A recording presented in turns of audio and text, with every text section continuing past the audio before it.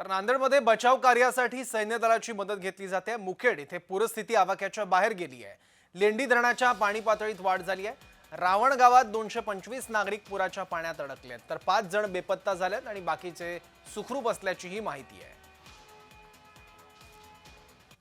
अहमदपूर, बिदर या जिल्ह्यातही प्रचंड पाऊस झाल्यामुळे आपले जे प्रभाव क्षेत्रातले जे गाव आहेत त्यामध्ये प्रामुख्याने सर्व गावांना प्रॉब्लेम आला, पण जास्तीत जास्त प्रॉब्लेम हे रावणगाव, हसनाळ, बिंगोली या गावांना समस्या आली आणि जवळजवळ लोक तिथं अडकले होते। 250 लोक रावणगावमध्ये होते, हसनाळमध्ये 7 ते 8 लोक होते, बिंगोलीमध्ये 40 लोक होते।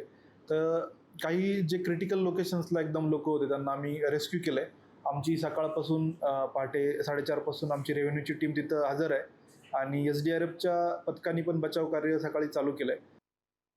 तर या ठिकाणी बीड, लातूर आणि नांदेड या ठिकाणी मोठ्या प्रमाणात पूरस्थिती आहे। मागच्या काळात हिंगोली, परभणीतही पाऊस जोरात आला, पण आताच्या परिस्थितीमध्ये गेले 2 दिवस आणि पुढचे 3 दिवस बीड, लातूर आणि नांदेड इथली पूरस्थिती जी आहे ही जरा संभावित आहे।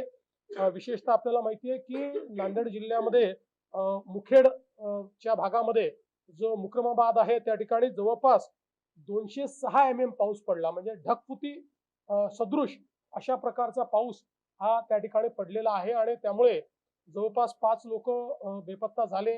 150 पेक्षा जास्त जनावरांचा वाहून गेल्याचा किंवा मृत्यू झाल्याचा संभव आहे आणि विशेषतः खूप लोक त्या ठिकाणी अडकले होते।